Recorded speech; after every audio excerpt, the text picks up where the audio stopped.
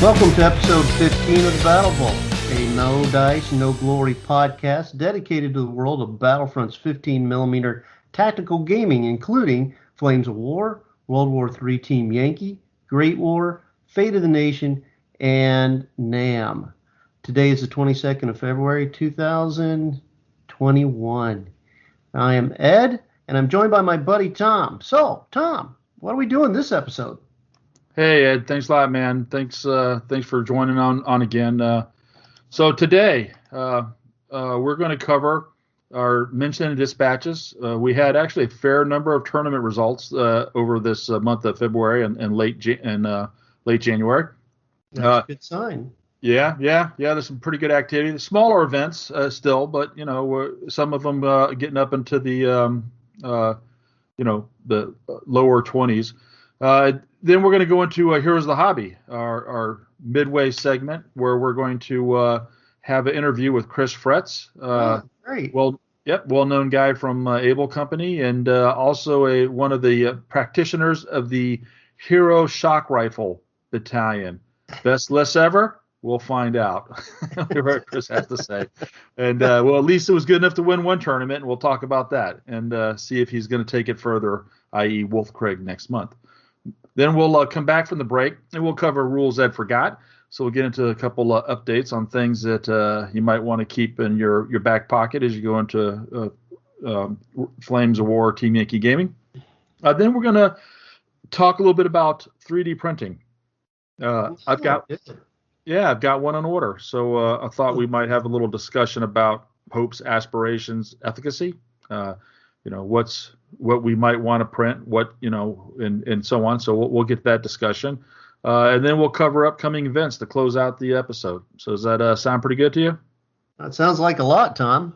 All right. Well, let's start off with what we've been doing lately in terms of gaming and painting. So I'll start this time. Painting, nothing. I have not painted a single Flames of War or Team Yankee or Fate of a Nation or NAM or anything team since 2020. 400 teams have still burnt me out, and I haven't started assembling or doing anything. So, I know. I got to get into it. On the good news is that our good friend Charles McKellar did a open mold cast of the auxiliary power units, since you can't order those from Battlefront. For your M1, yeah. Yeah, they hang off the right rear fender. So he did some pretty decent ones. I guess he used aluminite casting material, and he made the molds for them, and he cast up 20 APUs for me. So, wow. I can't start a project till I have all the pieces in place, and that was a critical item that I just didn't want to start until I had all the things to start my Team Yankee US. So I promise, folks, I'll get at it. That's just hadn't had the opportunity for these last 2 months to jump into it. And playing, we'll come to the Minsk campaign. That's mostly what I've been playing is games against you, and then I played some practice games with some other folks to help them get ready for our last tournament. But we'll leave that out there. So what have you been up to lately? I know you've been painting a lot, Ed. Well, I have been, but the past 3 days I haven't. It's just been busy past 3 days. But I've been watching that series on the History Channel, the Pacific miniseries, sort of like the follow-up to the Band of Brothers. Oh, it was HBO, right? Right. Oh, yeah, okay. HBO. Right. Yeah, you're right, HBO. And it just inspired me to go ahead. Well, I got all these Japanese. I know we don't have a new book or anything coming out, but it got me into, well, let's go ahead and just knock them out. And so I've been painting up a lot of Japanese infantry, and I'm close to finishing 21 stands that I hope to be done with by tomorrow. Woohoo! And you got the Niki Haku teams, the tank assault guys. Yep. Yeah, you must have them. That's the only thing you have to kill tanks. So, yeah. So is this a force geared towards early war, or are you going for the late war, the gung ho list? It could be either, but I'm modeling the stands for Pacific. And so there's Sandy with the high grass. It looks like okay, so tropical jungle instead of like Manchuria. Yeah, right. Yeah, gotcha. Well, cool. That's and we'll come back to that. Remind me that you're doing Japanese forces when we get to the 3D printing, because it's going to trigger me to talk about something that a project that I have in mind once I get set up with this new contraption. So, All right. Your all new right. toy. Yeah, I know. I'll probably be doing less painting now. I'll probably be trying to print stuff all the time, but we'll see. All right. So we'll see. We'll say it later. What about you played in the tournament that we had last weekend? So that's the fall. Don't have to cover that. But one thing gaming wise that you and I both have done together was our Minsk campaign, right? Yes. We wrapped it up. So why don't you recount that last battle for us? Oh, well, you're asking me things that Ed forgot. Yeah, well, you wrote an article on it. I know it, and I'm looking right at it, and I'm trying to remember. Okay, all right. This was a whole long time ago. This was on the 7th of February.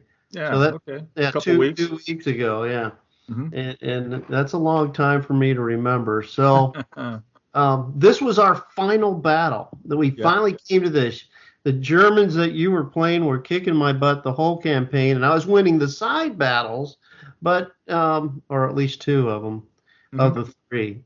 And so the third side battle, you whooped me on that one, and that led for to the listeners in the Minsk campaign that's in that Minsk Race to Minsk card deck. You play 4 main battles and 3 side battles. The main battles are the ones that actually progress you through the campaign. The side battles just give you a chance to earn upgrades. They're not, but they don't count towards the overall results. So this was our 7th game and final game to close out the campaign. Yeah, I really enjoyed doing that campaign, and it got me wanting to play the one for D-Day, the beach. What's it got? Bloody Omaha. Bloody Omaha, yeah. Bloody Omaha. Mm-hmm. Yeah, so now I want to play that. I'm up for it. But in this last battle, we came to the point. The Russian High Command ordered my Russian forces that weren't doing too well, to get back. And so, well, I was in this scenario. I was playing a rear guard army trying to protect the army's rear as they got out of there. So the scenario was what was the scenario? Bridgehead? Yes, it was Bridgehead, where I had the ability to come up I could spearhead up the flanks, and you had that kind of central box deployment area. Yeah. And most noteworthy in this campaign, this is the first and only battle where I attacked. Yep. I was the defender in every other mission, and I did not adjust my force, not one. I even still kept the machine gun nest from our river crossing, so I pretty much played the exact same force all the way through. The only difference was the machine gun platoon. At one point, I changed to a HMG nest, used the command card for that. Prior to that, I was using old minefields. They're both 2-point cards, so I just swapped old minefields for the last 2 games so they have HMG nests. So, any case, so I'll continue on, Ed. Yeah, that was good. But yeah, you were attacking, and you know me, I prefer not to defend, and so I turned my defense into an active defense. Holding what I have to hold to keep you from getting it. But if I have an opportunity to spring forward, I will. And that's what I did in this game. And I wish I had done it a turn earlier, because as you were pushing that one side and hardly making any movement, I was able to bring my right flank over into your area, knocking out a machine gun nest and an 88 nest. Yep. With my infantry. And then I was on the verge of sweeping back into town and taking out your rear support elements, like your mortars and heavy mortars. If I had one more turn, I would have wiped those out and finished off the infantry that was down to one stand left in the town there in the center of the board. So it was a pretty good counterpunch. So basically, I'm attacking from the right and you're counterattacking from your right. So it's kind of one of those swirling battles. Yep. And so I owned about half the table plus my backside of the table there, and needed a little bit longer. And I'm trying to remember what the results are. Let me go down to the bottom of the page. Bottom line up front, it was a draw. Yes. we played well over 2.5, almost 3 hours. And we had 7 turns and would have been going into 8 turns if we'd played another one. That's correct. And I had had that Panzer, the Panther platoon came in. Everything of mine started on the board. I had no reserves, and I pushed hard from your right flank, and you also did a little counter on the left too, with your armored cars. They kind of kept my, the T-70s. They kept my infantry pinned down. Yep, and then your IS-122s. Is that what you had for your main force? I had 152s and 122s. So I had two platoons of 3 122s, and then one platoon of 152s along with the IS-2 command. Yep. So basically you had 2 formations. You had the heavy tank regiment and the infantry formation. The infantry had the mortars. You had some T-70s running around. You had, of course, the ever popular ZSU-17 50 cal half tracks that just always tear up my flak nest. And so you were able to knock out ultimately 2 of the flak nests, all the machine gun nests on my left, and pretty much help chew into my left flank, basically, which was one of my infantry platoons. It got down to 1 team or 2 teams, or you flat out destroyed it. Can't quite recall. But my Panthers were having a pretty good day. You had those delayed reserves, and they were scattered. So they were popping up in odd areas. And your 1 tank platoon on the board, ISU 122s, and your command tank, I was generally just barely eking out. I'm putting out 10 shots per turn. You're putting out 4 shots per turn. And, we're equal ability to hit each other. Only problem I had was your command tank, because that guy, you had a bunch of upgrade cards from the campaign. What did he have? Like reroll saves and 2+ cross check. I mean, he was like a magic IS-2. Yes. I mean, he was really hard to kill. I think you got the reroll failed firepower, and you had your armor counted as 1 higher. I think that correct. Was the defensive stuff you had, and the 2+ cross checks. So that had to be the scariest IS-2 ever. I had to shoot it a bunch of times, and I bounce. All the Panthers and the 88s. And here I am sitting right there. Everybody can shoot at me. It was bouncing. Nobody could take us. One time. Yeah, but I was able to knock out your ISU 122s, and then your IS-2s came up on a ridge, but my 88s pretty much kept them pinned down, and I had to flex a couple Panthers to face them. And then your other ISU 122 platoon or / company for the Soviets came in from reserves on the opposite side of the table. The wrong side, and had to march all the way over. So basically the objective in the middle, the infantry there had been pretty well cleared out.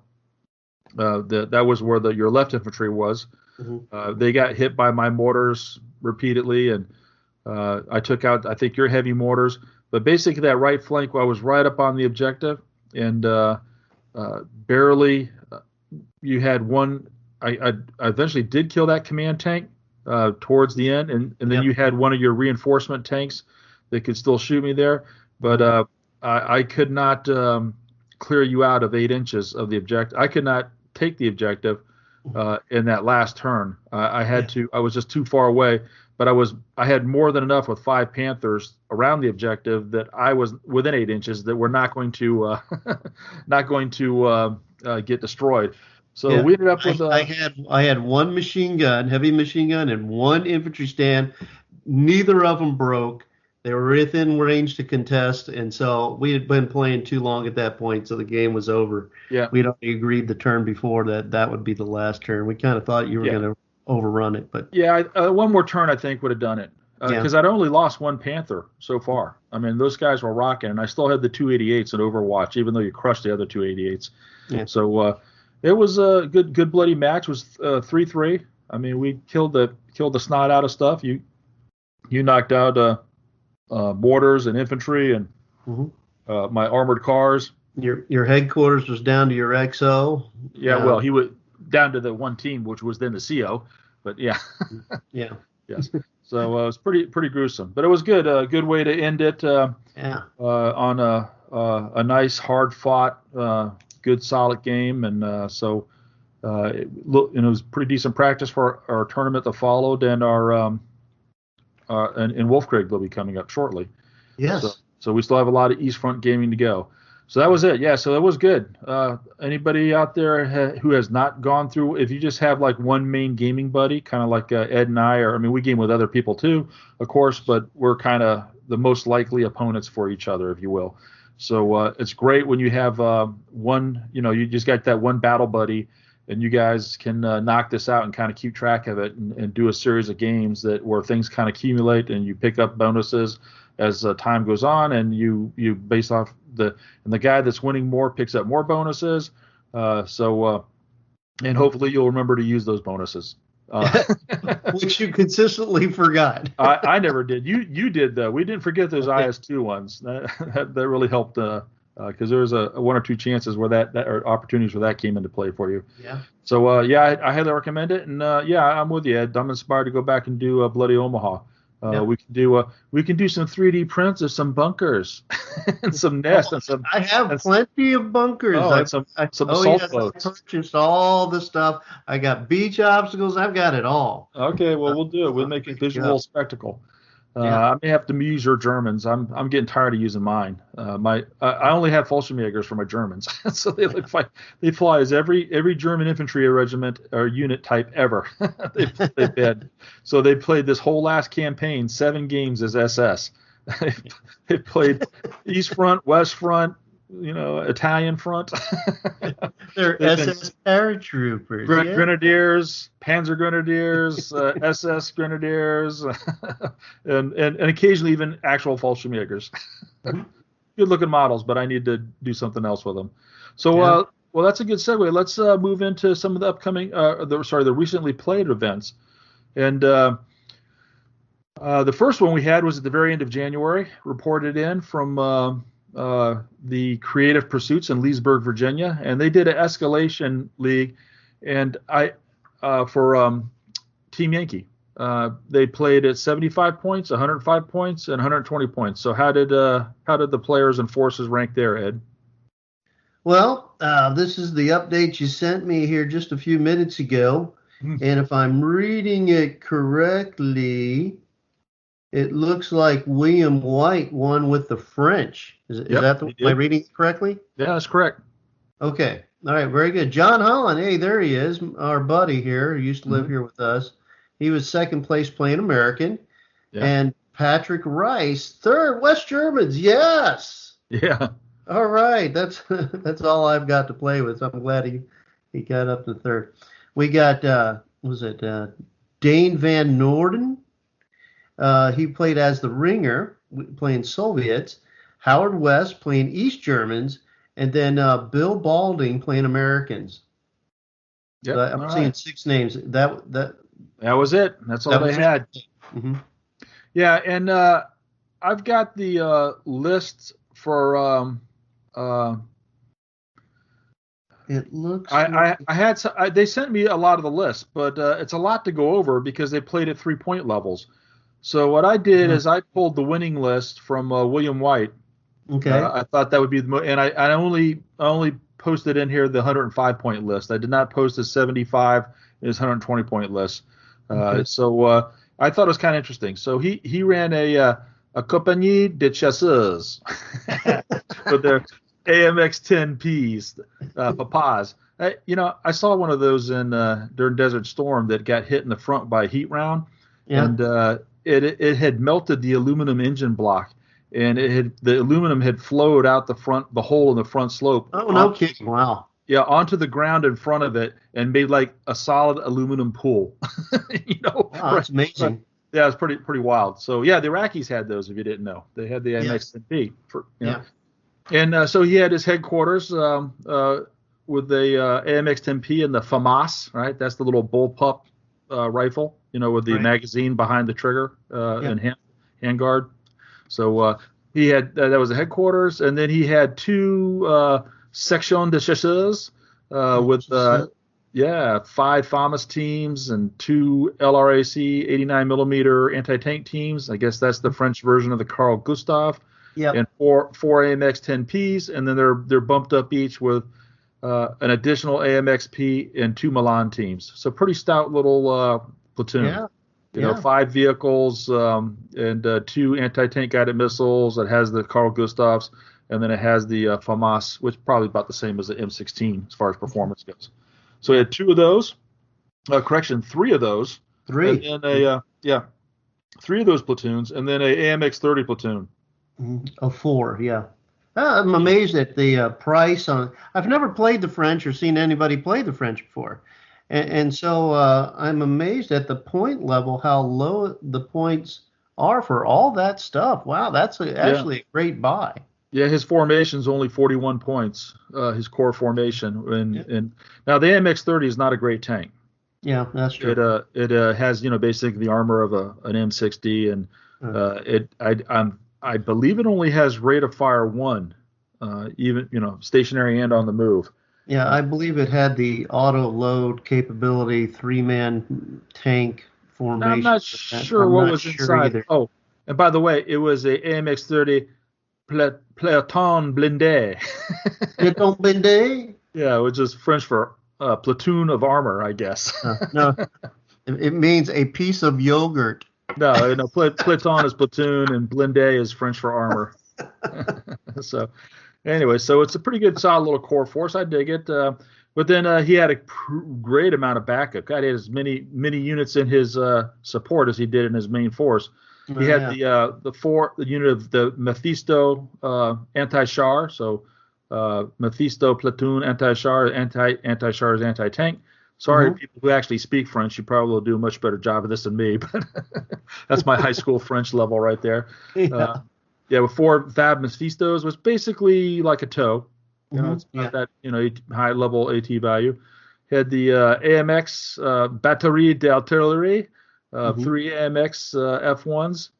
So that's the one with the auto loaders, the 155s. That's on the AMX-30 hull. And, yes. He had a AMX 10 Papa Post d'Observation, which is his observer. Observer, yep. Yeah, and then AMX Roland battery, right? Yeah, 4 of them. Yeah. Yep, four in that platoon. And then he also had an AMX 13 anti-aircraft platoon. I'd like to see that. Yeah. Is that mounted on the AMX 13 hull like they had during the Arab-Israeli wars? I believe so. Yeah, I guess it was not a particularly great tank with a 75 millimeter oscillating turret, but maybe I guess they turned it into some sort of anti-aircraft asset. I'll have to go look that up. And then this is, I think, the coolest unit that he has. But I'd like to see a whole formation of these. But the AMX 10 RC Platoon de Cavalry. So that's AMX 10 RCs. Yeah. I saw these in Desert Storm 2. Are those the 8-wheelers or 6-wheelers? No, they're 6-wheelers. They're 6-wheelers. And the French Foreign Legion actually had a mounted element, like the 5th Chasseurs d'Afrique, and we actually kind of cohabitated my unit and their unit in a it was actually during Desert Shield. The war hadn't broke out yet, right? We're still maneuvering and getting positioned in the desert and all that kind of stuff. Right. And these guys were at our Het download site. And they come wheeling up in these vehicles, and of course they want to trade some stuff. So we traded MREs for their French rations, and their rations were a single box that you would have for the whole day. It was like breakfast, lunch, and dinner in one box, and had a little tiny jug of wine, like a little tiny like those little juice cup things, from back when you were a kid. they trade it once, they never trade it again. Yeah. But those guys are pretty cool. So it's not often you get to see French Foreign Legionnaires or legionnaires from the French Foreign Legion riding around in armored cars. Yeah. So anyways, they're cool. I'd like to eventually, if I ever did a French army, I would definitely want to do that unit. I just wish I'd got my camera out. I would love to got some photos of that because it's pretty cool. And then he had the air support after this. Mirages. Yeah, 4 Mirages, and then 4 Gazelles with the HOT, which is definitely like a TOW missile. Definitely, yeah. I think the Mephisto is better than a TOW. I think it has a higher AT value, and I think the HOT is the same. I'm not sure. I'm not that up I'm on not this. sure. Yeah. But anyways, pretty cool event. And oh, by the way, Howard West, who was the one of the participants, he's from Pittsburgh and drove out there for it and came in 5th with his East Germans. He's got an article coming out on No Dice, No Glory. Oh, good. Yeah, so look On forward these to that. Germans or what? Do you know the topic? Yeah, it's a review of the tournament, but he's got good pictures.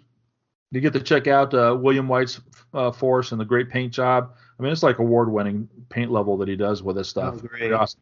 Yeah, I just saw he just did a platoon. No, he did Yeah. a company of BMP3s that he just posted on Facebook today, and he did a great job with them. Oh, So wow. I guess I gotta yeah. So love now it's yeah, great. He's expanding into Sylvius now. Great. it. So anyway, so congratulations to William and all the gang out there. Glad to see that things are still going out at Creative Pursuits in Leesburg. And way to go, our buddy John Holland, for pulling that second place. Maybe you'll squeak out the first place next time. All right. Well, that rolls us into our next event, which was 2 weeks later, and there was two events that went on this day. Yeah. Yeah, that's right. Our buddies up there in Minneapolis, they always seem to be playing tournaments all the time. So I They don't know are. if COVID slowed them down or not. They No, just seem. not one bit. They literally play every month. They have two game stores that they go back and forth between, but this time they weren't a game store. One of their game stores is closed, or at least not having tournaments being able to be run.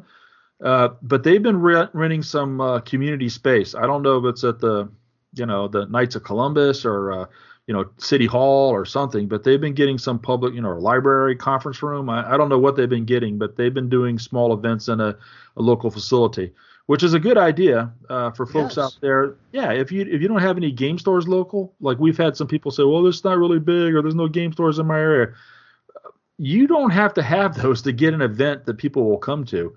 You can get a space relatively cheaply from like Knights of Columbus pops to my mind, because I played in a war game event in a Knights of Columbus hall once that somebody had sponsored. We also played.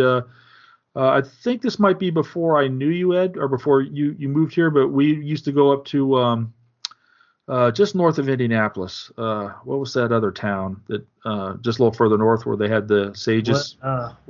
West Yeah, it's where West Lafayette. There you go. West Lafayette. Thank you. Yeah, West Lafayette. Thank you. You got the West. I remembered the rest. But Yeah, Lafayette. Speaking of French. yeah, well, we played a very big Typicon, which used to be kind of a tournament they used to run that was kind of a big regional thing back in the day. We played in a VA center, or VFW. Sorry, that's what I was looking for. The VFW. So there's a lot of places you can get relatively cheaply to host an event, and maybe $50 or something, or whatever. Their donations or what have you. And if you put it out there and advertise it, you can get people traveling to your area. And then if you're starting to get stuff going in your area, even without a game store, you can get stuff going. Anyway, so enough of that. So they played it. Remember what we did with the Pat Museum? We took their area, and the fact that we had it at Pat Museum, everybody wanted to come on down and take a look at. They were rebuilding it and remodeling it at that time. Yeah, But we did the Patton Museum, we did the Officers Club on Fort Knox, and we did the Radcliffe Community Center. So we've done it 3 times ourselves. So anyway, just throwing that out there for folks for consideration. When people say, well, we don't have any places we can do tournaments at, or game store's not big enough. You can overcome that. It's easily. Anyway, so let's go on to the results there, Ed. How'd things rack and stack up there at Minnesota? Okay, I'm looking at the results. I'm taking the top name is the winner. In this case, it would have been, if I'm reading it right, it'd be John Cedarberg. Oh, Yeah, there you where go. it says It says first place. Yeah, believe it or not. that might be a good It clue. does help to read it, doesn't it? That might be a clue. The clue was first place. Yes. Okay, so yeah, John Cedarberg, and he was playing the 116th German Greyhound Force. Yeah, with pack front, no doubt. Yep, Yep. that sounds like a continuing winner there. Yep. Yep. John, help me with his name, Tom. Saki, Skahan, second place for British Commandos. Yes, that's Okay. cool. I haven't seen that force before. Okay. It's cool. Colton Oldenburg, third place with the U.S. Assault Company. Yeah. Talk about your bloody Omaha. Yeah, there you go. Ryan Waldock with the SS Recon Company. Patrice Barkaloo. Yep. Okay. Soviet Engineer Sappers. Yay. I would like to see what he had there. Jacob Markson, 6th place with the British Breaching Group. Oh. Yeah, Avrays and Churchill Crocodiles and all that kind of stuff. Yeah. I haven't seen someone play that force before. Mm-hmm. Well, I have it. You can play it if you want. Yeah, I'll get my 21st out and try to take you on. I haven't played it lately. That was I know. We're getting to that. Yeah. Yeah. J.B. Cedarberg. Is this his? Yeah, it's John's son. Yep. Okay. All right. Yeah. 7th place with the Heavy Self-Propelled Artillery Regiment. Good. ISU 122s. Yeah. Yeah. Your buddy Chris Grau there. Yeah. 8th place with the Hero Motor Rifle Battalion. Yep. I'm already making changes. Yeah.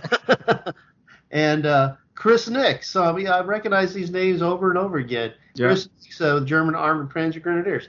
Yeah, I love the Grenadiers when I play the Germans. Okay. Yeah. So for list, we have a couple of them, and I have some more, but I only had the top 3. Correction, I had the second one and the third one. They never had a list sent for John's, but you can imagine 116th Panzer Grenadiers, a pack front. The 2 platoons, the Stummels with all 6, the SP mortars, pack front, and probably a couple of Tigers. That's pretty much the generic go-to list for the the Germans running the 116th Panzer Grenadier card with pack front, and I know he definitely had both of those. He was at Masters too, and wasn't he playing that also? He might have been. I can't recall. Very, very possible. Quite a few people were playing it then. I don't know why I would remember that. Yeah, and so okay. John S. Skahan, I guess, which difficult for us to pronounce. Skahan. Yeah, you see his commando troop there, and really tiny formation. Just the headquarters and 2 platoons of 9 stands each. The 7 Brens, the 1 Piat, and the 2-inch mortar. Standard British rifle platoon formation. I know they're a veteran, and I know they hit on 2s and melee. I mean, they got a lot of stuff going for them, but that's a very, very small core force. And then for support, he had Priest, 17 pounders on M10s, 17 pounders of the Toad type, DD Shermans, three DD Shermans, and then a Sherman armored troop with 3 Shermans and 1 Firefly. Yeah. So I guess he had enough support that formation didn't have to get pressed too hard. Yep. So he had a good defensive force with a little counterattack capability. Yep. Yep. And then Colton, this is really cool because hopefully you'll be running this here shortly when we start doing some of the Bloody Omaha campaign. Yeah. The Assault Company, I've never seen this in a tournament, I don't think. Headquarters with 2 submachine guns, then 1, 2, 3, 4, 5 assault boat sections. Yes. All of them apparently maxed out with 5 M1 Grands, 2 bazooka teams, 1 mortar team, and 1 flamethrower team. So that's 5 flamethrowers. That's 5 60-millimeter mortars, all of which can bombard, even with reloads. That's a lot, even with rerolls. That's a lot of templates on the battlefield. Could you imagine? And then if that wasn't enough template, his next unit is an 81-millimeter mortar platoon. Yeah. And then if that wasn't enough templates, then he's got the 155 artillery battery, the M12s. Right? Yeah. Then he's got the Grasshopper OP, so you can't hide from them. And then he had 5 Sherman 76-millimeter guns, 5 long barrels. So they must have been the train type, and 4 M10 tank destroyers. And lucky card in case he needed it. Right. Just in case. Yeah, so interesting force there. Tons of firepower. Two good tank units, and possibly an Airsat's third. Some people like to use the M12s and direct fire occasionally, but but pretty awesome. I just love the idea of 5 infantry platoons on the board. I imagine these are the train type. I don't think these would be the best. Yeah, for 9 points each. So 9 teams. Yep. 9 points for each of those. So 5 of them for 45 points, and the headquarters for 2, and then the mortars for 4. What a good deal. All right, and then our next event occurred that same day as the event in Minneapolis on the 1st of February, and that was ours. I was the TO for this, so I didn't get to play. And so why don't you run down the standings, and they are in order for you, Ed. Yes. Okay. Yes. Thank you, Tom. Even though it doesn't give me a hint and say first place. Yeah. It has name, the points they scored, and the what they ran.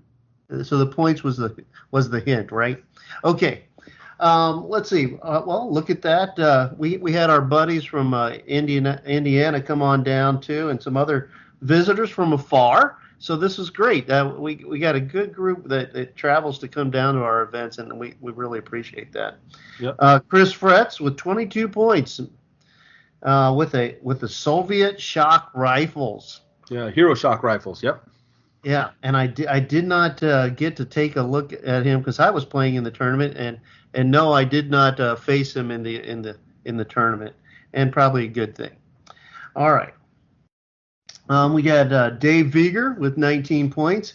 Yeah, he and I fought to a draw in the first round, and then he proceeded to win the next two rounds. Joe Lewis with 18, playing the Soviet Hero rifles. Okay, very good. Rob Prince, who we haven't seen in a while, came down with a Stug. What is it, Company? Yeah, Stug Company. Yeah.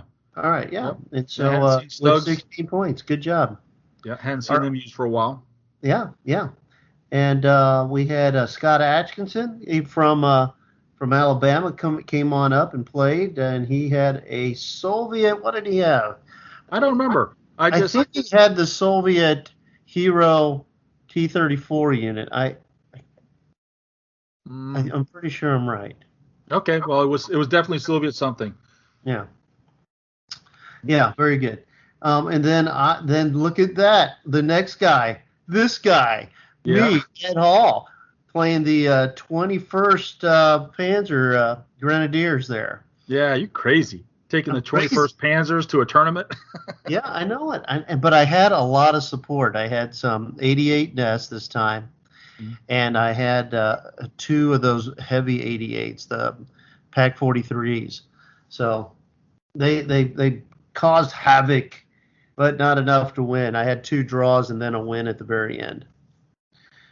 Let's see. Charles McKellar playing the Soviet T-34 85s. Brian Huss playing German Panzer Grenadiers. Let's see. Lawrence Passard, he played a Panzer IV company with elephants. Mm-hmm. And Chad Unterdunk, the guy that runs our store here, he played the Soviet Recon unit with 8 points. Dominic Passard playing a stud company also. It was painted in a Finnish type company. And then, company, yeah. Right. And then Lawrence Passard played Soviet T-34 85 combo there. He had a lot of towed guns. He had a very different, some heavy tanks. He had I'm not exactly sure what formation he was running, but it was quite eclectic and had stuff all over the place. Okay. So yeah, it was a pretty good event. And we won't go into the list too much here because we've got Chris Fretz, who's going to be our Heroes of the Hobby interview. He's going to be so he'll be able to go over his own list here in a minute, and but we will talk about the third place list, which he played in his last round. We'll just say that for after the break. We'll talk about that when we get to the climatic matchup when we get Chris on board. So what do you think? We take a quick break and then we'll get Chris on and we'll see what's shaking up in Indianapolis. All right, sounds good. Being bold is lame. Hard Knocks Games is awesome. You can get board games, trading card games, role-playing games, hobby supplies and tools, Gundam, Warhammer, and more. Find us on Facebook or hardknocksgames.com or visit us on the Dixie Highway. All right, everybody, welcome back from the break. And we are exceptionally privileged today to have us joined by Chris Fretz, who is, I believe, one of the founding members of Able Company. Up in Indianapolis, Indiana, and certainly a great gaming group that does a lot to support the community, and they run a lot of high caliber events, and they have a good number of people that travel to events, so that's why we get to see a lot of them. We're fortunate that way because he's probably one of the best people you ever play against in either the Flames of War, Team Yankee game systems out there. If you're going to go to a tournament, this is the guy you want to be looking across the table at. He's usually not winning best sport because he's normally towards the top anyways, but he certainly always is a best sport in my book. So Ed, why don't you start off with the questions? Let's find out what we can from Chris about his background. Well, Chris, I kind of wonder, how long have you been doing this? Because you are very good at your games. No matter how hard I try, I just can't get you. And somehow you managed to make a 37-millimeter gun long-range shot at 24 inches and still knock out my Panzer III. I will always remember that, and that kept me from winning the game. So I won't forgive you. Okay. So tell me, all right, how long have you been doing this kind of thing? Well, in terms of Flames of War, I started playing Flames of War in about 2008, something like that. I think it was at the very tail end of version 2, and really started playing in version 3 when that all started up. Just got interested in the game. When I was in high school, I had played all the SPI and Avalon Hill games, good man. Panzer Leader and things like that. Yeah. And had a group in high school that we would play those. And then as went off to college and career and all that kind of stuff, life got in the way. And then finally, about 2008, I realized that it'd be a good time for me to start a hobby. And a friend introduced me to the game, with many of them. I started collecting, started playing. I really enjoy all aspects of it. I like the gameplay, certainly. I like the history. I like the painting. I like hanging out with people. It's opened me up to a whole wide range of friends, yourselves included, who I might never have met not playing this game. Right. I still remember our first meeting. It was one of the most historically based tournaments ever done. Market Garden 65 out in Kansas City area, just west of there, right? I forgot the name of the little town. The recruits that they used to run that thing. It was a high school club that put it together, put the whole convention together, and held in their gym there. And that was actually my first, as my wife refers to it, my first sleepaway tournament. Well, I had to after the first day. I can't remember how many rounds we played that day. I think it may have been as many as 4. All I know is a very long day, and we're playing very late at night. And I get matched up against this guy named Chris Fretz. I'm like, I don't know who this guy is, but all I know is that the table next to us, these two guys are fried and they're fighting and yelling at each other. And I just looked at Chris and was like, I'm just so glad I'm playing you, man. We were just having a good roll. Of course, it didn't hurt that he had paratroopers and I had Fallschirmjägers and I had concertina wire that he could not get across. Yeah. But it was a good. But as frustrating as that game had to have been for you, I mean, you're just getting hammered by my machine guns as your guys try to cross this wire with fail after fail, and he kept, even late at night, long day, and he's just maintaining a positive attitude and going with the rolls. And even though he was getting a fairly decent beat down in that game, which probably is the last time I ever got to say that about matching up against Chris Fretz. I don't know about that. It's been largely the reverse of that since then. But no, I mean, it's always fun. I mean, as I say, I'm playing with toy soldiers, so it's you can't get too serious about it. I mean, I certainly am a competitive player, and I enjoy playing, and I enjoy a good game, but when it comes down to it, it's playing with toy soldiers. So a lot of times Masters players get a bad rap. And I'm just like, have you ever met Chris Fretz? Have you ever played against him? I mean, how can you use that blanket statement? There are some people that I think help give a negative opinion out there. It happens. It's a group and it's a competitive group. So sometimes the worst can surface to the top. But but you definitely are a first class player. And like I said, if you're not getting best sport, it's normally because you're getting first place anyways. People don't want to give you both. Oh. So Well, it's also the case that I think this is something that we kind of pride ourselves on with Able Company here in Indianapolis is we really want to grow more players. yeah, We want to, and we're so fortunate here in Indianapolis that we have several really good top level traveling players. And we got that way because we played other top level players, and and we also work with our locals here, and are really working in a constructive environment to teach them to be better players. So yeah, and that's a great opportunity if anybody gets a chance to play you, because not only will you help kind of coach or at least keep them from the completely boneheaded mistakes, but you explain the rules so well. I mean, I've been playing this game as long as you have, and still, when we play a game, when I'm playing you, I will generally be learning something as a result of that experience.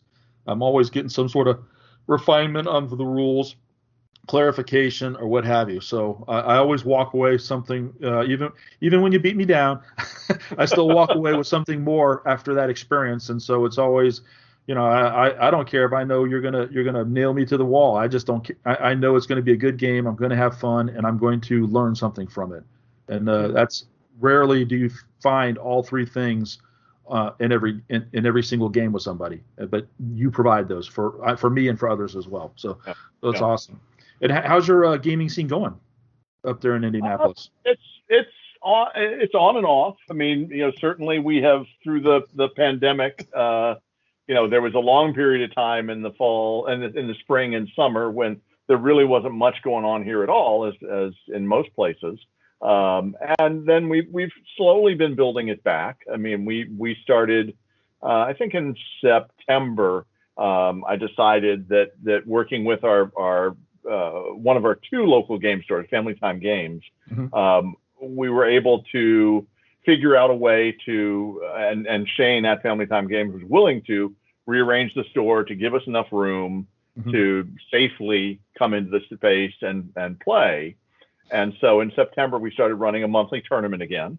Really, at that point, I must have had a whole bunch of pent up frustration not being able to play because we have been filling up every month so far with locals. We're limiting it to about 16 players at this point because that's about the best we can do in the space. And we've got a whole bunch of new players who've joined us. Unfortunately, that means we haven't been able to open up much to out of towners. Two of you included. Yours is our favorite place to travel to. It's a day trip. We don't have to spend the night, and it's a great store and great people. So it's always a pleasure when we get up there, and hopefully not too much further in the future we'll be able to increase the threshold. Yeah. Tom loves to travel up there with you because he sleeps on the way up, he sleeps on the way back, and I'm doing the driving, and I'm hallucinating by the time I get back. Yeah. And it's been a trip for Tom. Yeah, he won't let me drive. I'll drive. We always take his car because he gets way better mileage, than my big old truck. So I can't help it. If I'm not driving, I'm out. Yep, he's out. Yeah, and otherwise here in Indy, we're waiting to see what's going to happen with Gen Con. Able Company for almost 10, I think over 10 years now. We've been running the tournaments, both originally Flames of War and then Flames of War and Team Yankee now at Gen Con, which is one of the biggest gaming conventions in the world. You do like 4 or 5 tournaments, don't you? And some side games. We've been doing 4 recently. All 3 eras of Flames of War and a Team Yankee. One each day. One day we split and essentially have 2 smaller because we have room for 24 players a day. So one day it's split between 2 of them, and then the others are single day tournaments. And that way we give people the opportunity to if they want to come and just do the whole thing Flames of War, they can do that.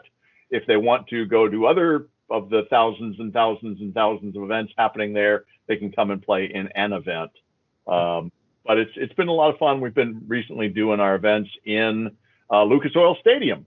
Yeah, it's been really cool. On the artificial grass. On the field, yeah. Well, they put something down, but do they? they leave a little section open so that you can see what the grass looks like there. Well, I know Ed would love to get up there for the early war. You don't see early war events. Yeah, we last year we stopped doing early war since it's not really. It exists in that 3.4 version, but it's getting harder and harder to deal with. To be fair, I totally understand that, and I would be one of the first guys saying I really don't like playing early war into version 4 because of the conversion, and I'm just don't like dealing with it. But I haven't played early war in so long. I'd be willing to give it a go. Oh, I know the feeling. I mean, early war is probably my favorite era also. And I think that's with a lot of gamers. It's unfortunate that we're gonna have to wait a little while still to see if they're gonna resurrect it. Well, let's hope that we're on for Gen Con in a relatively normal situation, and then we can do lots of prep events coming up for that. Well, cool. It's inspiring to hear that you're continuing to draw and build under the COVID conditions. We too are getting a local surge. We're getting a surge by adding 2 or 3 players, right?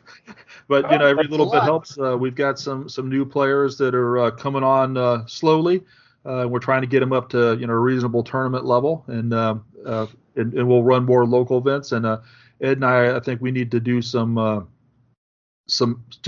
very basic kind of what do you call it? The step one, like 50 points, 75 points, 100 points. Very basic. Focus on the rules.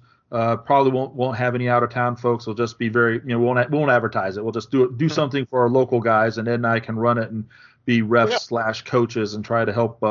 Because some of our guys, I think they just need to have a better initial gaming experience for their first tournament. That's just kind of a learning format, if you will. So it's all good. So and speaking of tournaments, Chris and Joe Lewis rolled in from Able Company last weekend and came down and joined us. We ran a 105 point. Us, by the way. We were all flattened by the time they left. We had intended to run because we're going to be doing so much late war East Front next month with the multiple Wolfkrieg events. So we thought, well, let's make this open. And also, I was trying to encourage our newer players because one of the new players is doing British, so I didn't want him to be left out. He ultimately didn't think he was up for the tournament anyways. So I tried to make it as open as possible. But the people who did show up, we had 12 players. Everybody who came with Germans and Russians in almost equal numbers. So I said, all right, well, I guess I didn't intend to do red on blue. I didn't intend for this to be East Front focused, but apparently everybody here wants to do a Wolfkrieg prep, so we might as well give them what they want. And that's what we did. And congratulations to you, Chris. You came out on top. So why don't you tell us about your list that you ran? Sure. I was running the Hero Shock Rifle. Shocking. It's shocking, I know. Yes. It's in the Hero Shock versus Hero Motor. I definitely side on the Hero Shock. Oh, I've run the Hero Motor too. So you're a shocker, not a motorist. But so in the list, I had my headquarters. I had one large shock rifle, so the 13 rifle teams in the Commissar, and one small, so the 9 in the Commissar. No extra trimmings, no PTRDs, no flamethrowers, none of that. Did arm them with the RPG 6s, not the headquarters. A six gun or 6 tube 82 mortar battery, a 3 tube 120 mortar battery, and then I took one of the Recon by Combat cards, and it varied from round to round which one I used it for. And then as support, I had also in my formation then, I did take the Decoy Tank Company. So I did have my 3 Panthers, as all good Soviet players seem to right now. Yeah. So that was a formation unit, since that was taking place of the scout platoon in the formation. So then going back to support, I had I had 3 BA-64s. I had Sturmovix. I had 3 of the ZSU M17 AA tracks. And then I had 3 Hero T70s and 3 Hero Valentines, one of them with a 6-pounder. And then my big point unit was 7 T-34-85s. Yeah. Other than that, then I also had the make your own luck card, get an automatic 4-up, which I'm considering to be a definite carry in a Soviet list at this point. Yeah. Oh yeah, I could, especially for scattered reserves or air. Yeah, or and air. critical Yes, air. yes. So- When you need that, either need to get the air in, Mhm. or you get it in and you definitely want to range in and you're not over terrain. There you go. Yeah, it's critical hit. And I actually used that card in my first game against Brian Huss's Panzer Grenadiers. I think, Tom, you were wandering around the table at that point. Uh-huh. I had assaulted into his Panzer Grens with my Hero T70s, and I had ended up I pushed him back, and I'd lost 2 of the 3 T70s, so I had 1 T70 left, not bailed, within 4 inches of the objective. And I remember, Tom, you telling Brian, don't worry, it's a 50-50 die roll whether he's going to stay on the table. And of course, my 7 T-34s were sitting back from there waiting to come in with the second wave. Yeah.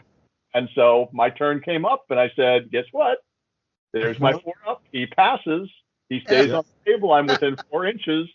And then proceeded to push him off with the 85s. Yeah. But I like just to talk a little bit about this, one of the reasons I like both the T70s and the Valentines in the list is they are heroes. So they blitz on a 3. That actually came into play on my game against Joe Lewis in the last round. And they also then hit an assault on a 3, which, the 7 T-34-85s are a great force for shooting things. But as soon as you try and go in on an assault and you're hitting on 5s, Right. it can be tough to, and you're still a 4-up morale. And if you don't have and since I'm a rifle company, having my commander there nearby doesn't help really. So I like those 2 hero units to be both. They can go off and do their own thing, or they can be my assault force to lead the way in and hopefully do what the T-70s did in that first game. Yeah, I still love the regular T-70s versus the Hero T-70s. I just like the big, massive volume of AT-12. So, but at least I think one thing I'll pick up from you as I continue to run that force is looking at taking a support option from the Valentines or the Valentines or the T-70s to go in there and knock out a critical assault, because they'll probably be ignored until they get in too close. Yeah. I mean, both units are 9 points total. Yeah. So it's a little tiny thing, but again, in my game versus Joe, the Valentines were able to blitz, get side shots on his Panthers, and destroy 2 Panthers. Oh, how embarrassing! 6-pounder and two 2-pounders. Shame. Joe will say he did help with his die rolls, that's for sure. Well, Dyer's still a thing. Yeah. So obviously the T-34-85s are part of your reserves when you're going to have reserves. What else joins them in reserve? I guess you'd have to get to 42 points. Yeah. Yep. And it just so happens my big Hero Shock Rifle is 11 points plus the RPG cards. That's 12 points. Yeah. So that's kind of the easy one. But it also depends. In my second match, I played Charles McKellar, who was running a horde of T-34-85s. He had 2 platoons of 7 plus his headquarters. And they had SU-100s. He had a 5-stand SMG platoon. He had 2 57 anti-tank guns. I think that's about it. Yeah. So in that one, I wanted to have my infantry on the table. We were playing Dust Up is what the mission ended up being. And I wanted to have my infantry on the table. And I knew that given his list, my mortars weren't going to do anything. So, they all went in reserve. The armored cars went in reserve, and I just kind of got rid of the lighter stuff so that I could keep both infantry platoons on the table. And then had my T-34s came in to back up my T-70s, and the T-70s blazed ahead and went to, because his force he chose to keep all his T-34s on the table. Yeah, so in the center of the board, pretty much. They were almost like almost in a little circle in the town. It was in the center of the board. Yeah. And my T-70s just waded into it and distracted half his force trying to take care of them. And as it turned out, he wasn't able to take care of them all at the right time. Then my T-34s came in, knocked out all his tanks within 4 inches. My T-70s were there, and it was game over as well in that one. Yeah. Wow. Yeah, your little tank platoons are critical in those first 2 victories, sneaking right in. So, let's before you talked, you already talked a little bit about Joe's game, but let's take a look at his list. And so the folks, now this is important, folks, because we're talking about the great debate: Hero Shock Rifles or Motor Hero Hero Motor Rifles.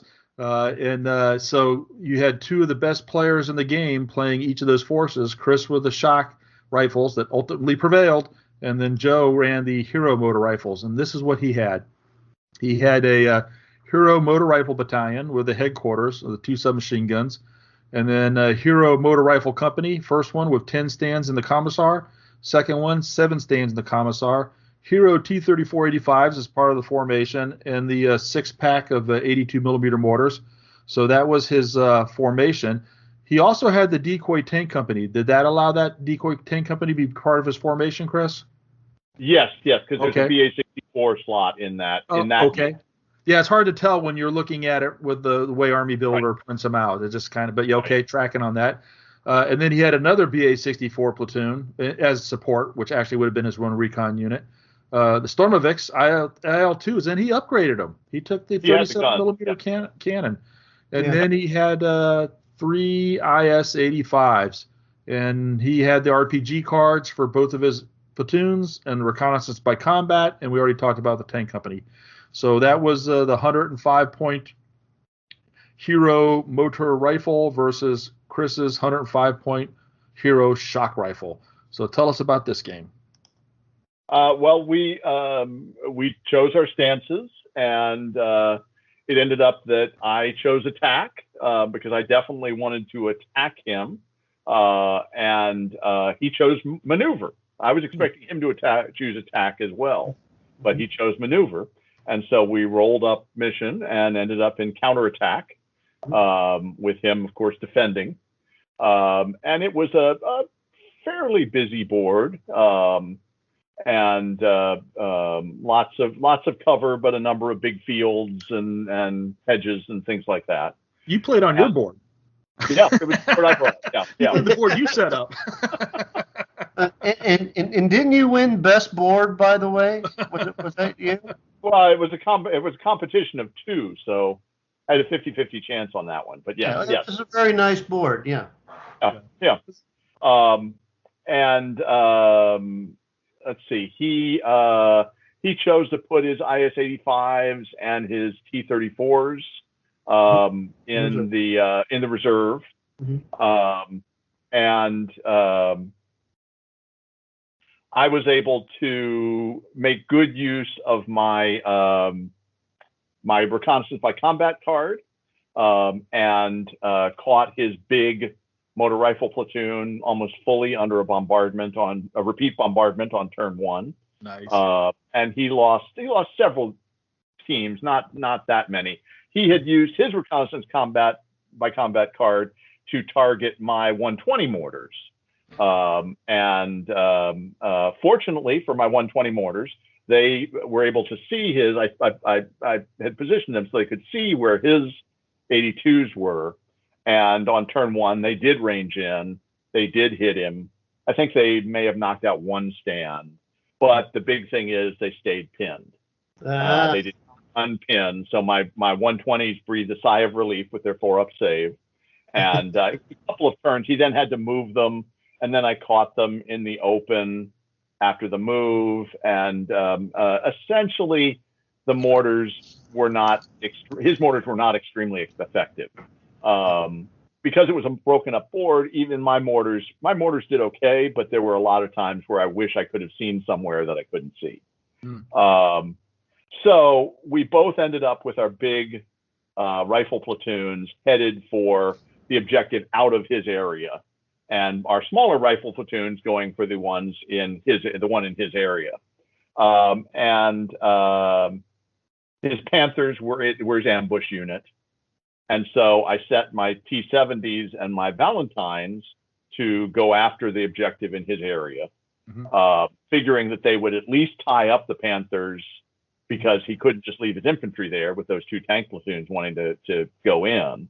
And that proved the case, and he ambushed them, facing off with I had moved my Panthers up into an exposed position, and he had done a long-range ambush try on them. And we went back and forth fairly inconclusively. And I was keeping an eye out for his reserves, because his reserves were going to come in behind the Panthers, but I had my T-34 set up to meet his reserves coming on. So it was shortly after that I got Sturmovix in. I went after the Panthers. They didn't do anything that time. Had them in the open. But oh well. And then I was able to. You did 37 millimeter cannons. Well, I didn't have. Yeah.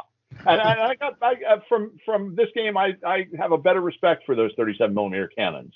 I may think about upgrading because they are pretty useful. That AT-8 into the side and a 4-up firepower is not a bad thing. Yeah. He knocked out my T-70s with it. He was at that point looking for points, so he picked on them and knocked them out. But as we were both moving on the far objective, both our big rifle platoons, we were also harassing each other with our scout cars, with machine gun fire at the infantry on the move. And we finally got to a point that there was a hedge between us.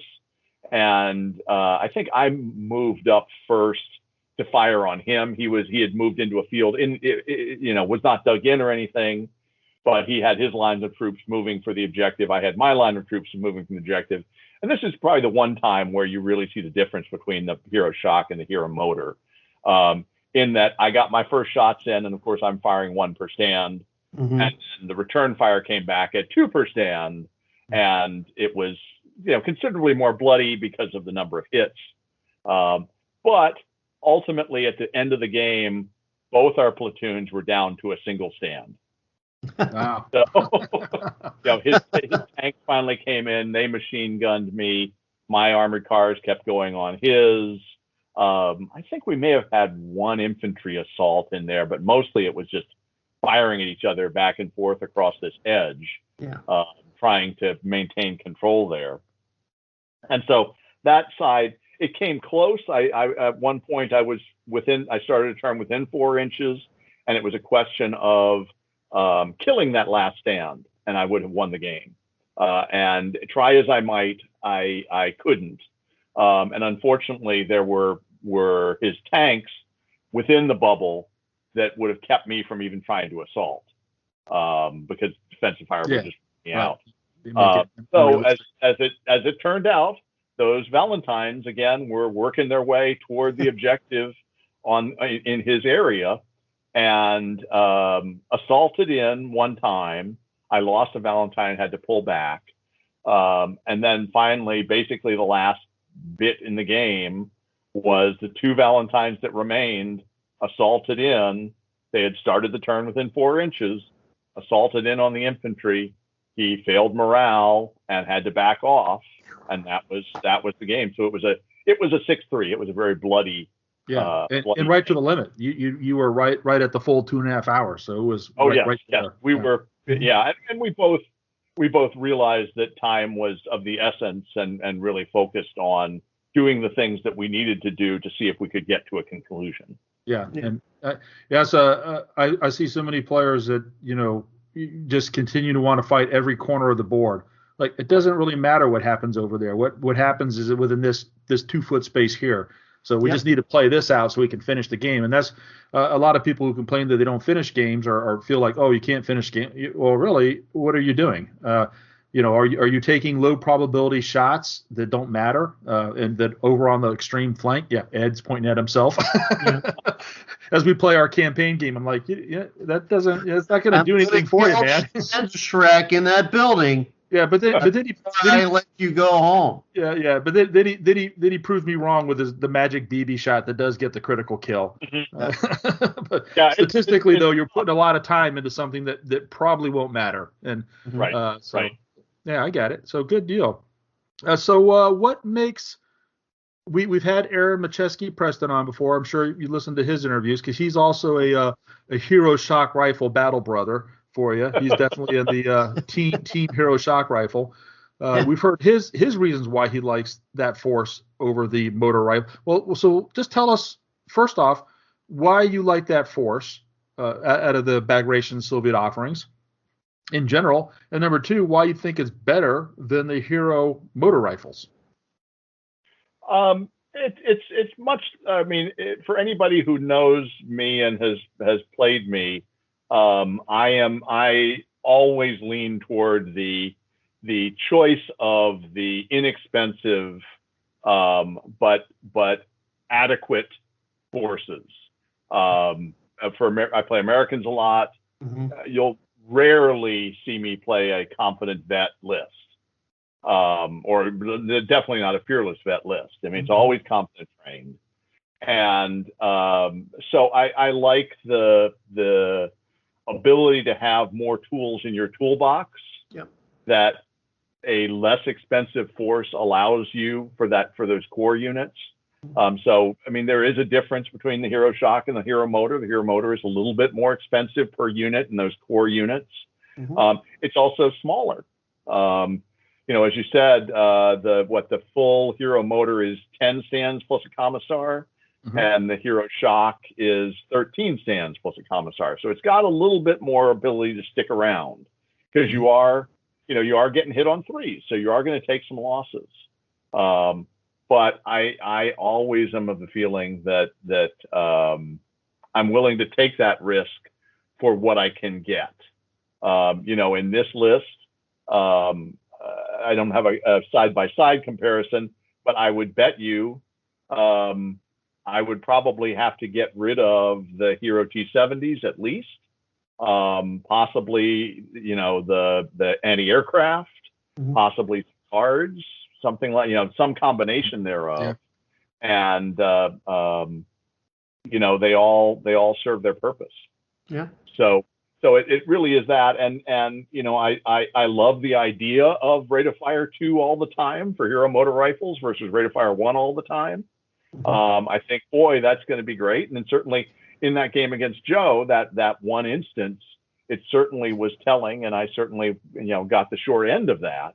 But as I thought back about the games I played with it, the number of times that really comes into play is not that many. Where having that extra rate of fire, especially if I can add, certainly the difference between, if we look at my core, I don't know, what was Joe's core points level for his core formation, excluding the Panther card, 21 points from there, was 2 points for the headquarters, 12 for the first company, so that's 14. Plus 8, that brings him up to 22, plus 18, that brings him up to 40. So 44 points in the mortars brings him up to 44, and then the Panthers would bring him up to 65 if my math skills are up to par. Yeah, so okay. I mean, the big difference is in the two infantry platoons. And I mean, if you look at it, it is the difference between having the T-70s and not having the T-70s. For the difference between those two units, it's about 3 points. 4 points. Given as key as the T-70s have been in virtually all the games you've just recounted certainly might have been the decisive factor. Even if even if they got blown up and killed, they did their job. They put the Panthers in the wrong part of the battlefield. Right. Yeah. Right. And where they didn't want to ambush. There's 9 machine gun shots. Yeah. In an armored package that is a 4.21 armor, as well as having a 37 millimeter gun.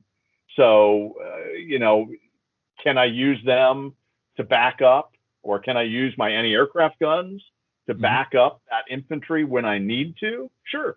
Mm-hmm. Yeah. And it gives me more mobility than the infantry. So, that's kind of the difference I see between the two units. Okay.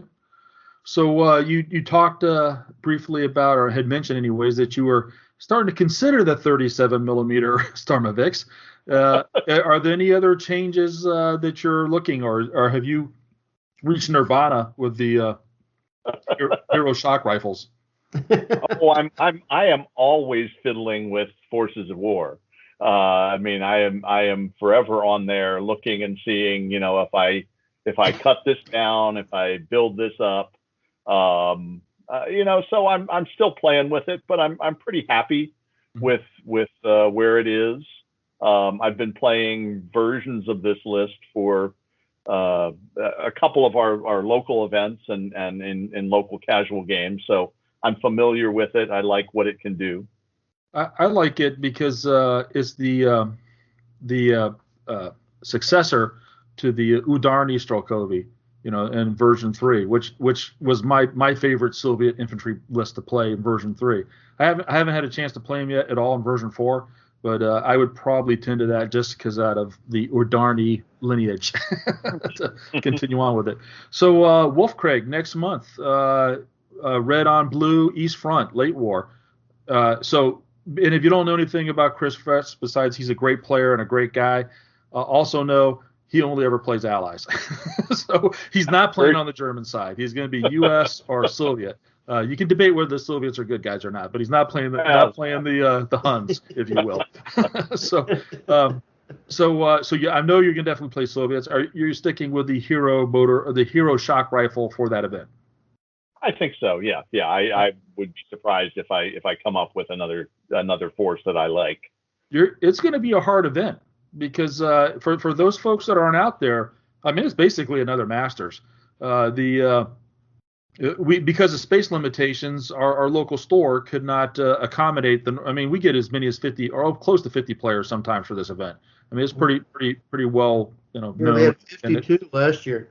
Yeah. So, but this year, because of the COVID limitations, we had to break it up. And so Hard Knocks Games, the host, decided to do a first event, the original one, plus the local players had first dibs at signing up. So local players filled up the limited seats that we had for Wolfcraig. So what Hard Knocks Games did was then decided, well, the next weekend we'll run a second Wolfcraig where the out-of-town travelers will have the priority. And I'm like first on the wait list to get in that one. But that is the one that's going to have the very high caliber competition because it's going to have all the Able Company guys, the guys coming up from Texas and from Florida and Alabama. These will be that will be the event to see. And if I'm not playing in it, which I'm praying I'm able to weasel a slot. If not, then I'll be covering it, and we'll be doing live coverage and all that kind of great stuff for it. So yeah, we'll see how it all pans out. And then you've got Team Yankee on Sunday too. Yeah. It's a Saturday event and a Sunday event, and again, because of the there's no need to have a 2-day 16-player event, right? That's just crazy. So having we just decided to do 2 days of events. So there's 4 tournaments in 2 weekends, 2 consecutive weekends. And the Team Yankee will also be red on blue as best as they can make it. I'm not sure how, Hard Knocks Games, i.e. Chad, who's going to be the TO, I think, for all 4 events. Although if I'm not playing in the second weekend, I'll be glad to help him out with that too if he needs a break. But it'll be interesting to see how he handles Iraqis and Syrians and whatnot and all these, even the French. Yeah. I believe he's going to do just like he did this last time. He's going to try to keep it as close to red on blue in the first round for sure. And And if we just happen to get that even split, then like we had with this last weekend that we had. The World War II one will be red on blue all the way through. I'm pretty sure he'll just keep with that. Team Yankee, maybe not. We'll see. But Wolfkrieg has always been red on blue from beginning to end. And then we've got people who are willing to play either force as needed to balance it out. Like Ed and I, whatever event we get into, except for Team Yankee, I still only have syllabus for Team Yankee, so I'm kind of limited in that one. But anyways, that's it. yeah. You just have West Germans, so we'll have to. If I get to play Team Yankee, or you get on the second weekend, and I have to play Blue 4, I'll borrow your West Germans. Okay. And if you get to play in the well, you don't need my help with World War II. You have even way more stuff than I have. Yeah. Well, good deal. Well, Chris, we greatly appreciate. Ed, any other questions for Chris? No, that's it. I think that's a great breakdown.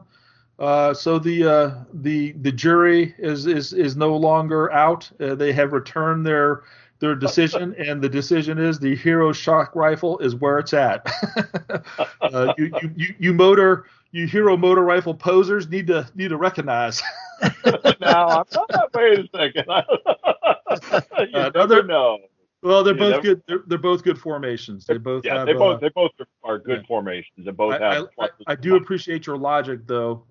I guess the draw is the rate of fire 2 for the 1, but you have clearly effectively countered that argument with the additional unit, and then backing up, with the points they give you to give you actual more machine guns, i.e. on armored vehicles, and more ability to press different parts of the battlefield. So that logic makes sense to me, and because they're the offspring of the Odarni, I'm in there too, and eventually I'll get to play them. I was in there already even before the debate started. That was my thought. But anyways, well, great deal. Chris, we appreciate your time here, and we look forward to seeing you in a couple weeks. It's 3 weeks away now. Yeah, 3 weeks away. 3 weeks. No, it'd be 4 weeks for you. 4 weeks for you. I'm in the second weekend. Yeah. Yeah. Yep. So hopefully, and I will definitely see you there, and Ed will too, regardless of whether we play or not. We will be there doing some interviews or some coverage and some uploads for Facebook and all that jazz, or helping to run it.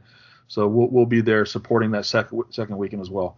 But we'll look forward to it, and we'll get you back on again in the future. You're always a great person to hang out with and talk to. I know you've been working on some Dutch lately, some new stuff. So ready for Wolfkrieg. So yeah, and they're also going to get a new book at some point, right, for the Team Yankee redo. I think so. Yeah. Yep. So and also I'm sure we'll have you back on this year, because when we get to US Bulge, assuming that the schedule doesn't get pushed too far back into like 2023 or whatever, but we will certainly want to bring you back, because if you didn't know his handle on the forums, when we used to have, well, he's still on the Battlefront forums for at least the tournaments, but it's US Chris, and that's there for a reason, because he's almost always playing US, but a little bit of French in early war and a little bit of Soviets in late war. So Yep. All right, well, thanks much, Chris, and we'll see you downrange. Okay. All right, Chris, take care. Target! Ceasefire! Yep. All right, everybody. Well, welcome back from the break. That was great fun spending some time for Chris Fretz. Wasn't that, Ed? Yeah, great talk. Chris is such a great guy. We enjoy having him and being in tournaments, even when he's rolling over us. I wonder what would it take to piss him off? I wonder. I don't know. How can we get him all mad? I've never seen that. I don't think I have either. So, imagine. It'd be fun. He's kind of like almost like the Mr. Rogers kind of right. easygoing, positive outlook.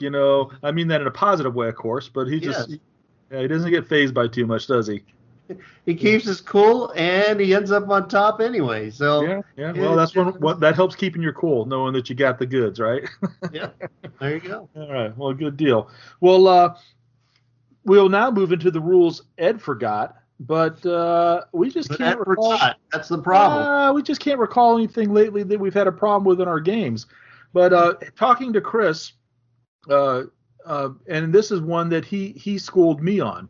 So this is, again, a rules Tom forgot. or in this case, really didn't understand until I tried to use it and incorrectly and was corrected.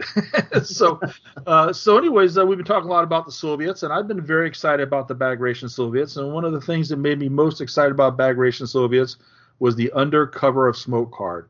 Like, oh my God, Soviets finally have smoke, real smoke barrage, smoke screen.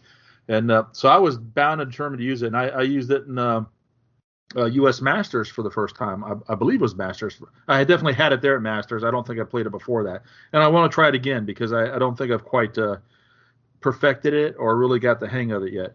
But one thing I wanted to do was I think this is great. I can't put out I put out the smoke in the deployment phase, right, or as part of the ranging in. And I thought that knowing that I can't bombard until turn 2 with that unit that is, quote, adding to the smoke value. But I thought that after turn 2, where the impact point was for the smoke, just became a ranged in marker. It's not, because normally when you put a ranged in marker out for smoke, after the smoke goes away, you're already ranged in on that spot for your HE for repeat bombardments.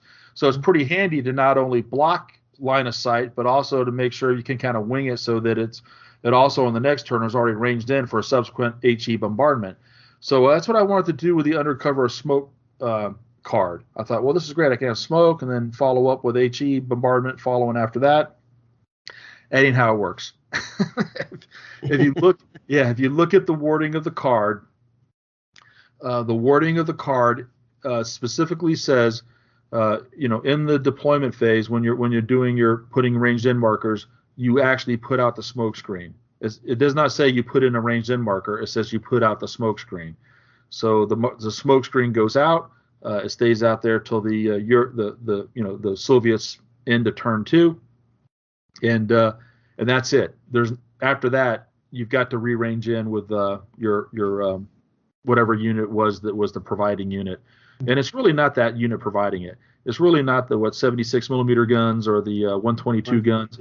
It's really that front artillery behind you that's doing it. But they make that one unit pay the price for you getting that privilege, to be silent for that first turn. Right. So it's not a ranged in marker. It's just you place it when ranged in markers go out. So it's a bit confusing. You may think it's the ranged in marker, but it's not. When the smoke screen is done, it's gone. There's no ranged in marker left behind it. So if you're playing a Soviet player with Undercover of Smoke, important thing to learn there to make sure they're doing it right, and make sure if you're a Soviet player like myself using Undercover of Smoke, make sure you're doing it right. So that was the rules Tom forgot for this episode. Bum bum bum. Sorry, we'll think of something for Ed in the future, I'm sure. And Ed will try to remember. Yeah. When you write these things down, so get deal with that. So the something else that's kind of new on the horizon, though. Let me ask you a question first. You want to talk about your new toy that you were getting? As you told me about this toy that you were thinking about getting. Yeah.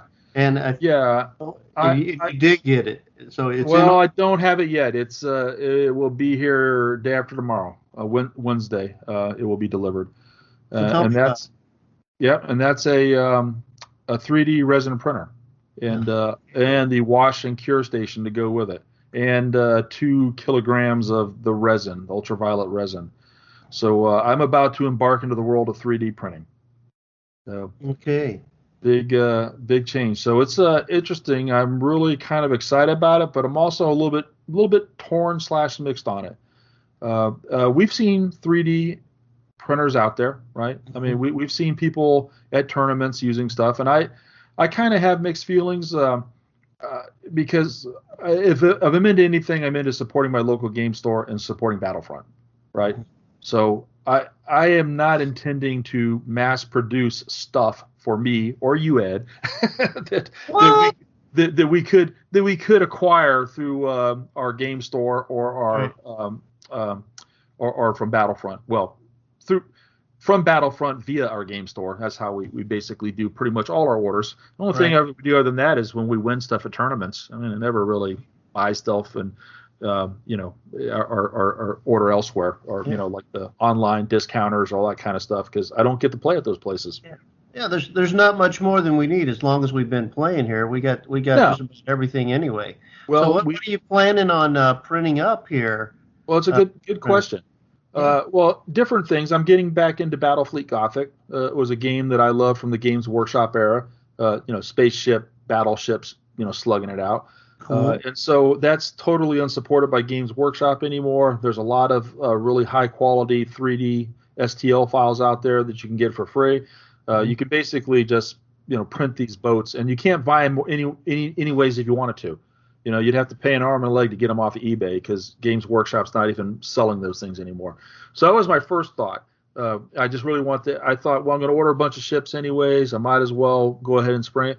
But the next thing, I will be using it probably for Flames of War and Team Yankee for specialty stuff that I can't get otherwise.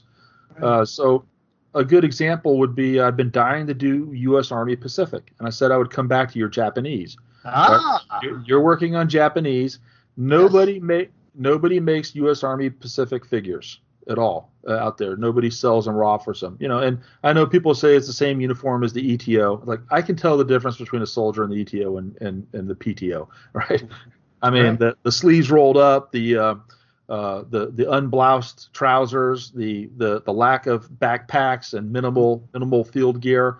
They definitely have a look. People that say that, oh, well, you can just use they're not wearing the Ike jackets and the leggings as much and all that other stuff. I know the herringbone twill is the same cut, the Pacific uniform that they wore, but it definitely was worn with a different style and a different loadout, and they were definitely a grungier, more ragtag looking force. So I'm dead set on doing some U.S. Army Pacific, and I could use Marines, right? 15 millimeter scale, they would almost work. And Battlefront has some really nice Marines in 15 millimeter. Problem for me though is that they're all wearing the camouflage helmet covers, which is a distinctive part of the Marines. Yeah. Well, right. I found this online STL seller who has it's called the Road to Hell, I think, series, and he's got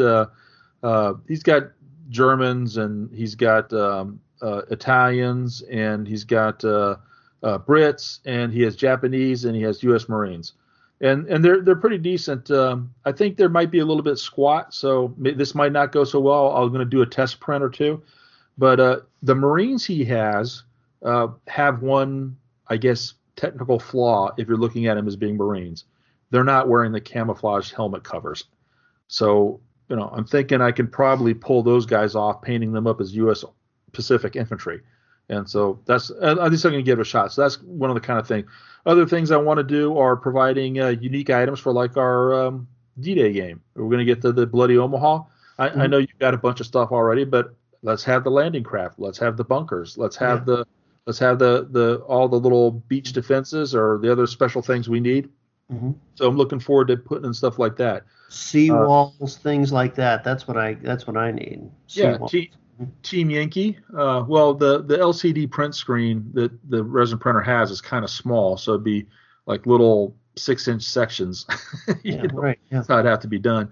But yeah, it could be doable, or it could be, or we'd probably better employing one of our local friends like Charles McKellar with his FDM printer to do bigger pieces. But yeah, things like in Team Yankee, there are some things you can't get, like reactive armor, right? So if you wanted to do you could do a scratch build thing, but you can't get a T-64 with reactive armor on it. And they look pretty badass when they have the reactive armor. Yeah. So it's something like that might be something I consider. The observer vehicle, the BMP observer vehicle, is they just use a regular BMP. Well, there are some specific forward observation outposts that the Soviets had on the BMP2 and 1 and other chassis. Mm-hmm. There's also some BRDM ones and some other things. So some of those unique prints would be cool. Also, I was looking at the M. Bergman. I think his name is Marco. It's like M_Bergman. He's got a lot of files on Thingiverse, and he's got some great high quality, like the T-64 with the reactive armor. And some other stuff on there. He's got BTR 70s, right? Oh, really? Yeah. Wow. So I mean, we got BTR 60s from Battlefront. They're fine models, but if you wanted to do a BTR 70, just using the BTR 60 stats, you're not going to find a BTR 70 model from any other folks. So those are kind of things that can be in there. But he also, M. Bergman has things like what are the big diggers? I'm talking about this kind of has like a big crane for excavators. Yeah. Yeah, track. He's got some road building, engineering, construction equipment kind of stuff. I'm like, oh, those would be great to print out and paint up to use as terrain. I'm also hoping I can get 1/100 scale cars for the putting on the roads for both Team Yankee and Flames of War. I'd like to get some 1940s cars and some modern cars to populate our stuff. See, those Hot Wheels aren't going to work anymore, huh? Yeah, no more Hot Wheels. So there's a lot of things out there, and I think this is an interesting crossroads.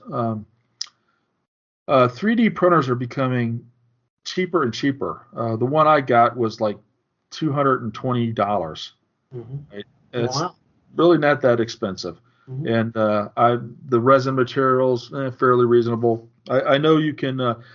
You can definitely get these things, and now with with limited expenditure. It used to be they were like $500 or $600, so they really were not feasible for a lot of people. Well, now they're getting to be feasible for more people, and I wonder how this will impact the gaming industry across the board, not just Flames of War, Team Yankee, but all sorts of things. Because yes, I may not be spending as much on some areas because now I'll be doing my own thing in game systems like Battlefleet Gothic, Blast from the Past. War Master is another one that another Games Workshop game from the past I really enjoyed that I'm really looking forward to trying to get back into. Things like and bolt action. It really, I'm fine with the bolt action models that Warlord Games makes. I have no problems with them. I've got bunches of them, except for I hate mixing metal and plastic. Right? If I have plastic infantry, I want them all to be plastic, and I prefer plastic for its durability and lightness. And but when you go to get the headquarters or the medium machine guns and the mortars and a lot of the support stuff and specialty figures, they're all metal. They make these great plastic frames for the baseline infantry squads, but then everything else is metal. And I just like, so I like to have something that's a little bit more comparable in weight to them that kind of feels part of the force as far as that goes. And in fact, I went as far as I only have one bolt action force, and it's Germans. And I was so against adding metal figures that all of my support weapons are scratch built. They're modified infantry. I took the kneeling guys and I kind of kit bashed them and green stuffed them to get in position the right way, and then I scratch built the an MMG tripod, MG42 tripod, and put a spare MG42 on top. I scratch built the mortar entirely. For just completely built it. So I went that far to just avoid using metal in that force, and so that's kind of what I'm looking at. I still plan to do as much as I can, or have been, if you will, on buying plastics. I like the Battlefront plastics. I like the Warlord plastics. I'm fine. If you make it in plastic, I'll buy it. And I'm about to find out how hard it is to actually produce these things. Once I get this printer set up and get it going, it's a whole thing to do. It takes time for them to print, hours sometimes, if not days, depending on what you're trying to do. Then there's a whole washing process and clearing and removing the supports. There's getting the STL files and adding the supports. There's a lot to it. So I think I would rather just if Battlefront or Plastic Soldier Company or Warlord or whoever, if they're making a nice plastic kit, I'm going with that. But when they don't make a nice plastic kit, then I might be looking more at trying to produce my own. And again, for the specialty vehicles, the things I just really want to have are alternates, the proxy in for other things. Like I may take T-64Bs with reactive armor and run them as T-80s, stat wise, if you will. So we'll see how that all works out. But that's where I'm going with it, and we'll see how engrossing of a hobby it is. But I do think that we need to see the game companies, they need to take a good hard look at this, and I'm sure they're already thinking about it. But at some point in the future, more and more people are going to have 3D printers, and so a company like Battlefront might want to start looking at producing high quality STL files that are way better than the stuff you can find on Thingiverse, because certainly I'd be buying those too. So it's just a question of volume, how much they want to do it or whatever. But in any case, I'll still make sure I'm putting tons of money into the Hard Knocks Games, our local game store, who had that nice ad for, and for Battlefront and these other companies too, because I want them to survive. I want them to continue to move on too. So I'm just looking for pieces and parts, if you will, and some specialty items, and filling some things out and doing some things. I'm dead set on doing Russian. My Churchills that I'm going to do for my Soviet force are going to be winter Churchills. I love those guards Churchills painted in that kind of tiger stripe winter camo, with the vertical white bands on them. Yeah, definitely plan on doing those guys. Well, I want winter infantry to go with them. Battlefront used to make metal, overcoat Soviet infantry. Not anymore. But this guy that does the Road to Hell series, again, if they're assuming they're decent models and they print well, he makes Soviets, and guess what they're wearing? Winter uniform. Yeah, they're not wearing the overcoats. They're wearing those quilted, quilted kind of like the Chinese war during the Korean War, that kind of quilted uniform. And a lot of them are wearing the I don't know what the name for the hat is, but the Soviet iconic hat, with the fold up flaps on the side. I don't know what that thing is called, but anyway, so that if they print well and look good, then I might do some winter Soviet infantry, which I can't get now from Battlefront. They don't make them or sell them anymore. I'd love to. If I knew they were coming, I'd wait on them. But now I may be, if I knew that someone was going to be doing World War II U.S. Pacific infantry, I'd wait on them. But every game company can't just bend to my needs. So I'm going to have to take action to do what I want to do on my own. And now 3D printing might be a window for doing that. So that's my take on it. So what are your thoughts on it, Ed? Yeah, that's my fear too, that our game stores are going to lose out with the advent of the prices dropping on these plastic, printers here. And so, and I need my store. I need to have a place where I can go to meet other people. I need to have them out there, and even the paint support, the terrain stuff, all the extra little things that I need to make my figures and stuff. I need them there. Yeah. Well, my that's exactly. I tend to spend as much as I have been spending. I don't really plan to slack off, really, in any way, shape, or form. But it will now give me an option to do things I couldn't have done before. That's my number one thing. It was Battlefleet Gothic that got me going on it. But now I'm looking at some other little niches I can field elsewhere too, including games like Flames of War, Bolt Action, and so on. Even Star Wars Legion. I have, and I went to Shapeways, but I had bought the E-Web, which is kind of like a crew served, laser machine gun setup. It was in the Mandalorian, if you recall. So I got that, but it was manned by snowtroopers, because it's in the Empire Strikes Back, right? It's what the snowtroopers are setting up to shoot at the Millennium Falcon before it, bust out of the ice cave. Right. So yes. That gun. Yeah. So it comes with appropriately snowtrooper crewmen. Well, my Empire force for Star Wars Legion is all Imperial, and like the Episode 4 stock stormtroopers, if you will. So I'm like, I don't want to E-Web med my snowtroopers supporting my stormtroopers. Anal Lieutenant Tom here, right? Can't have that. So I went to Shapeways and ordered from Shapeways. I ordered the crew figures, stormtrooper figures from Skullforge, I think was the provider for those. So great, I just swapped out the figures. So now I have the right kind of figures to match the rest of the force. Well, now I could have, and they were expensive. I think I spent close to $30, almost $40 of shipping just to get 2 figures to my house, just to replace out some figures I already had, but we're not wearing the right outfit. But now I could have gone to Gumroad, and that exact same STL, I could have just bought the STL for a couple bucks legitimately from the provider, and then save on shipping and all that kind of stuff. And yep. And another thing is that they have the a better upgrade for the stormtroopers, which makes the old stormtrooper squads more viable in the game. Is the RT-97C laser rifle or blaster rifle. Mm-hmm. Much better than the DLT-19. Sorry, folks who have no idea what I'm talking about here. It's a much better rifle. So, but I don't know if I really want to go buy 4 box sets of the upgrades to upgrade all my stormtrooper squads. At least I already have 1 box set, but to get another 3, that would be a lot of money just to get. I mean, that'd be close to $60, $70 just to get 3 tiny little rifles. 3 32 millimeter scaled rifles, if you will.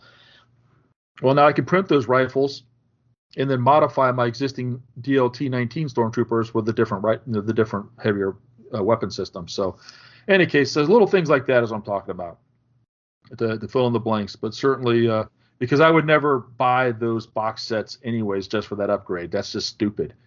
Right? I'm not doing that. I'm not spending $60 to upgrade 3 models. Right? Yeah, right. Yeah. So those are the kind of things I'm looking at where gives me a little more viability and option. But again, be very conscious though. And so please, I guess this is the best way to address this is if you are getting a 3D printer, God bless. And I've got other good friends. Aaron is thinking about getting one. God bless you and good luck with it and have fun. But don't leave out your local game store and by extension then, Battlefront, Warlord Games, whoever the game providers are. Because we need those people to stay in business too and keep cranking out good stuff. So that would be my take on it. I agree. And so, all right, well, that's enough of that, man. Okay, well, little discussion. So let's talk about what's coming up. Okay, I timed out on my other computer, so give me a second to repump in my password. I'll pick it up. I know I've been yapping a lot about these printers, but I'll pull it up.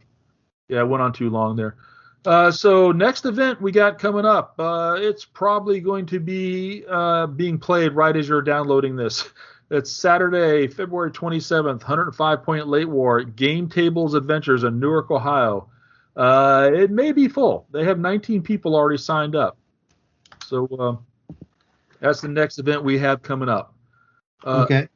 Then on March 6th in Minneapolis, this is the one at the I think the one we covered earlier was actually at their D6, the game store. It's the one in March, I think, that they're doing at their community center. And so the Minneapolis folks are running a 4-round free, no entry free, Team Yankee event at 105 points. 4 rounds at 105 points. And they free? Wow. Yeah, but 4 rounds at 105. They better be starting at 8 a.m. or something. Yeah, 100 points. Yeah, I hope they're 2-hour games or something like that. Keep it down on time. They have to do 2 rounds before lunch and 2 rounds after, so they have to get an early start. Yeah. Anyways, well, good luck with that, guys. Looking forward to see how that goes. Also on March 6th, we just found out from Chris Fretz that the Able Company folks are running 106 Point Late War March Madness, Late War Open, and they got a little gist that on every game you roll a dice before the game starts. On a 1 to 4, you get a free lucky card. I think that's how he said it, right? No, a 4. 1 to 3, you don't get anything. Okay, then a 4 to 5, you get make your own luck card, even if you're not Soviet. You get a automatically 4+ roll card. And then on a roll of a 6, you get a re-roll a reserve card, or if you're in a mission that doesn't have reserves, you get to pick one of the other 2 that you want. So that's kind of interesting. Yeah, I like that. The next thing they got coming up is on 13 March, 100 point mid-war event. I think I found this on the Battlefront forums in Felton, Delaware, at a place called the Vault Gaming Lodge. And I've never heard of this place before, and I don't think I've seen them advertised before. But apparently they're going to be running monthly events. So good luck to them. God bless them. Mm-hmm. And then we follow up with the Wolf Craigs. The Wolf Craigs. The Wolf Craigs, multiple. 13 and 14 March, Wolf Craig local for for with Team Yankee on Sunday and Flames of War on Saturday, and then on the 20th and 21st March, the Wolf Craig Out of Towners, which will probably be a more competitive event with Flames of War on Saturday and Team Yankee on Sunday. And they can have 16 players for each of those events, and they're all filled up already with deep waiting queues. So if you're not already signed up for those, you're probably not going to be able to do that. So that pretty much covers us, Ed. Anything else you can think of before we close out? No, that's good. All right. Well, folks out there, everybody stay safe. COVID is still a thing.